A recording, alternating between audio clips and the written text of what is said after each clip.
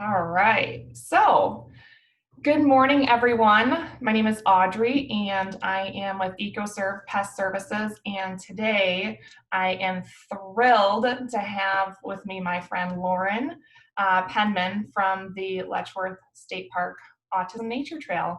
Welcome, Lauren. It's good to see you. Audrey, it's wonderful to see you. Last time we met, we were wearing masks. This time it's via Zoom. Eventually, we're going to be whole. Yeah. We'll merge the two together. How about that? I think that's terrific.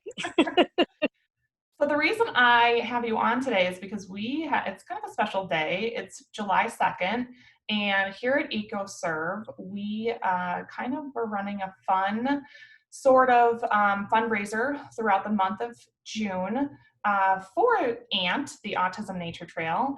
And we're so excited that you guys agreed to kind of let us do this and have a little fun with it. But first, I thought I wanted to hear a little bit more. I know a bunch about ants, but I want to make sure all of our listeners know about ANT, know about the Autism Nature Trail, hear what you guys are up to, and just kind of learn about what you guys have going on. That's great. Thanks, Audrey, for the opportunity. The Autism Nature Trail was an idea that was hatched almost exactly 6 years ago. And as you might suspect, you don't just walk into a state park and say, I think I'll build a trail.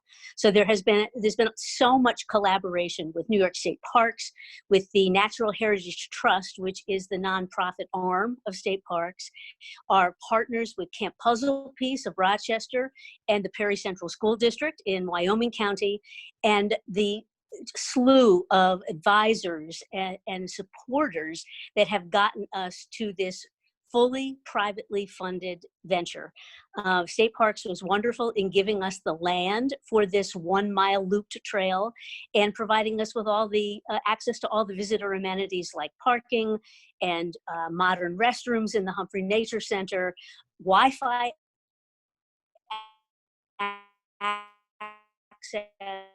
access to those very, very difficult systemic things were in place for us. And we have had amazing design experts who have presented now the 100% construction drawings to New York State Parks.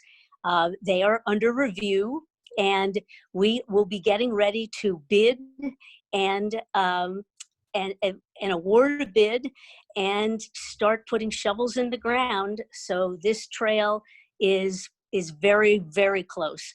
We set a goal for ourselves in order to not only design and build, but also to staff and maintain this trail, unique trail, in perpetuity. So our goal before fundraising was $3 million.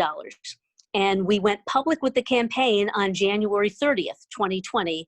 And you know what happened just 6 short weeks later.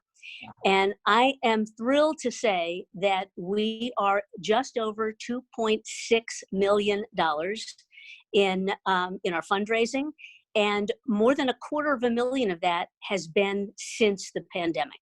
So people do understand that this is really a model for post-COVID recovery.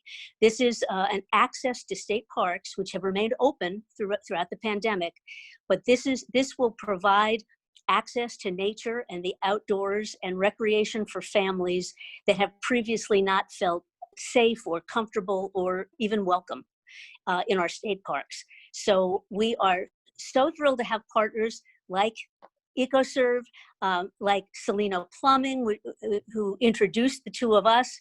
And now, Audrey, I'm happy to tell you that we have had other business contact us and say, we'd like to adopt the ant for a month and do what EcoServe did. So you are a trendsetter, and you have started the ball rolling with a wonderful income stream for us and great public relations and publicity marketing for our business partners. Well, and I think it goes out to just what you guys have done, and the understanding of how important this project really is, to so many families. I think a lot of families have children, and one of the other things that you've mentioned is it's not just children with sensory sensitivities, it's adults too. And so Correct. this is a place that kind of caters to those needs, and it's fun and it's different and it's new. It's not it's not behind four walls. It's in nature, and this is the first autism nature trail in the entire country. Is that correct? Anything quite like this does not exist. This is unique, and Dr. Temple Grandin, probably the most well-known autism advocate in the country, is not aware of anything quite like it in the world, and she travels extensively. And I think what we've learned as we started with a very specific population is this trail is going to be wonderful for everyone. It is 100% ADA compliant. So that means visitors with physical limitations who previously really didn't think Letchworth was a place that they could go, even though it's the #1 state park in the country. Veterans with post-traumatic stress who worry about anything from noise to getting lost, people with anxiety, people with dementia. We've talked with so many different populations that have felt like state parks were never really for them, and they do feel comfortable with what we've done with our accommodations and our staffing to access this for themselves and their entire families. And that's the great thing. Everybody's going to enjoy it. It's just a really cool design with something for everybody, toddlers through octogenarians, all ranges of ability or disability, and that's what makes it truly special. And that's such a good point too. I think, I remember the drive down, was it a month ago now, when I was there for the video shoot, and when Salino Plumbing did their van reveal, which I think is the coolest thing.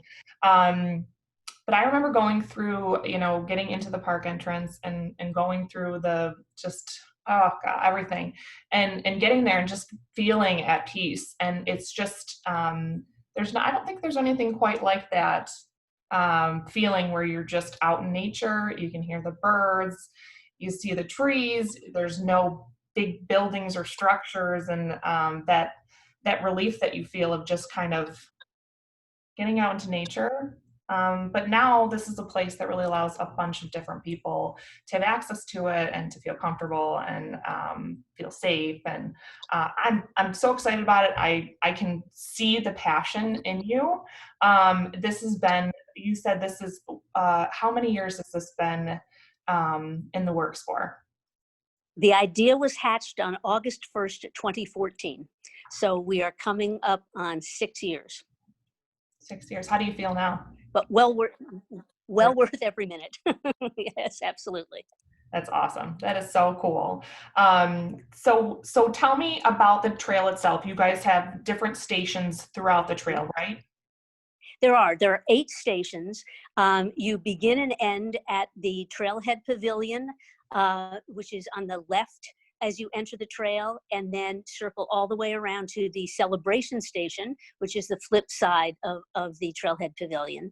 The first station is called the Sensory Station, and it's a large area. It's great for group instruction, for field trips. We had teachers in mind who wanted to start with a good anticipatory set about what they were about to see. Students will have a chance to explore some of the items they're apt to find on the forest floor, and as they make their way around the trail, and then move on to the Sunshine Slope. This trail was built with the natural topography of an existing but kind of abandoned trail. So we built the stations to fit that topography. And this is a gentle rise in a sunny spot in an otherwise pine forest. And we are building a maze-like station that takes the visitor safely up through some patterns to a lookout where you can see where you came from and how you might get back down. The music circle is next, and so called because it's in a perfect circle of a natural planting of pines. And off to its top left, is an appendage that is like a stage, a place where for performances or shared playing of natural instruments that you'll find in the music circle, a place to collaborate.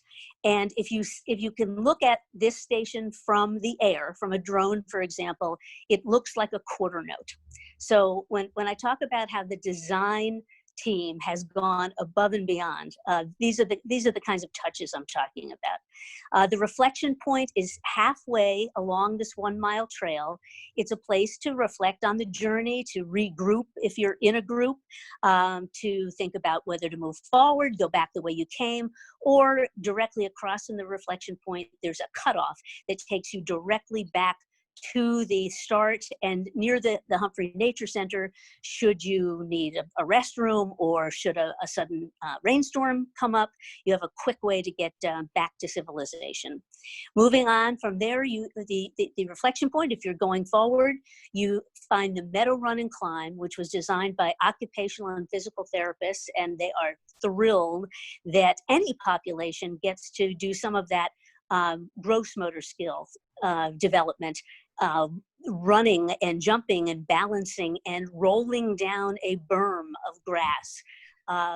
Just truly a joyful place to enjoy nature. The design area is a place where natural elements will be provided to create forts, mini Zen gardens, whatever the visitor has in mind. There'll be all natural opportunities to put things together that you might not have thought of going together. This is another large group area that's a great place for classroom and large group instruction. And the final, before you come back home, is the Playful Path. And if you'll indulge me, this is probably my favorite, only because of the story that goes behind it. We were talking about our vision for this trail with a mom who has a nonverbal child with autism, a little girl, generally happy, compliant, cheerful, except when they would visit this one particular neighbor relative's home. And she would scream her head off until they got inside. And they were so confused about what that was. The long story short is, this is the only place this child ever encountered gravel under her feet. This relative had a gravel driveway. And the proprioceptive message to her brain from the feet was intolerance. And now they pull up on the grass when they arrive. She jumps out of the car, runs across the grass to the front door, and all is well. So that gave us the idea to have intersecting segments along the main trail of different surfaces underneath. And it will be meticulously maintained, so you can take off your shoes and walk in your stocking feet, or take off your shoes and socks and walk in your bare feet. And it might be, and that may change with the seasons, what tolerates the weather best. Could be fall leaves and feeling the crunch underneath your feet. Pebbles or smooth stones. So I went too long with that, but I love that station and what we really don't seek to be diagnostic with this trail. This is recreation, but what a possibility this could provide for parents or caregivers or teachers who would like some additional information about how their children or their charges react to the stimuli in the environment around them. And then you're home and back to where you started, a chance at the celebration station to say something, either in writing or in a picture, or we hope to maybe even have a recording device where you can talk about your experience and leave an imprint that says, I was here, I have a voice. That's incredible. And that's okay. Just amazing. I mean, and I have goosebumps. It's emotional. I think you, for 6 years, you guys have really done an outstanding job talking with experts, making sure this is done right. Nothing was rushed. Everything was thought through. Every station has a purpose and a vision and a goal to make sure that it's welcome for everyone. And just what a great testament to what you've done, Lauren, and what your team has done. And truly, what an opportunity for people, for businesses to get involved and get behind this and really support what you guys are doing. I think that's it's hard enough putting the vision together, but this is quite an investment to make this happen and make it done right. Right? You don't want to. Exactly. We're not cutting corners. And the endowment is a significant part of the money we're trying to raise, because we don't want it to fall into disrepair. So many opportunities like this come and go with a grant, for example, and when the grant funding runs out, it's no longer viable. We're grateful for New York State Parks support. We didn't want to be tied to the New York State budget. It's too unpredictable, too volatile. And that's nobody's fault. That's just the way it is. But we did not want this very special trail in this very special park to ever be subject to that. Well, So and I that's why it's 3 million. That's it. And I'll tell you what, we have a lot of people with a lot of big hearts in Buffalo, and Rochester and the surrounding community. I mean, we're at what, 2.6, you said? Something like that? We're at just over 2.6 right now. Yep. I And mean, that just, is a lot of money to raise. that's huge. That's in 5 months, right? Well, we had some startup money, from early donors that quietly got us going. But I think the significant number is since March 15th, when the world shut down, we've raised $250,000. When every nonprofit I talk to says, "How did you do that?" Yeah. And believe me, it's not because we knocked on doors. Nobody's left their houses. It's because the project really does speak for itself, and people want to be a part of it. They want to have a piece of it. And when this pandemic is over, it's something that you can all go and visit and feel good about. And I think that's what people need right now. So if we've got listeners out there that are business owners or have connections with businesses who think that might be a really good fit um, for some way to get involved, what should they do? What's the next step? The easiest thing is to go to the website and get a little familiar with us. There is a very easy reply, send your information in.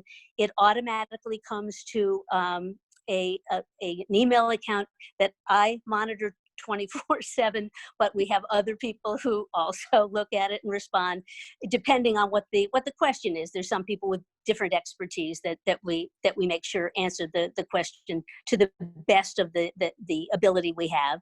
And the other thing, I would not hesitate to have people contact me on social media too. That's so easy to send a direct message via Facebook Messenger, a tweet on Twitter.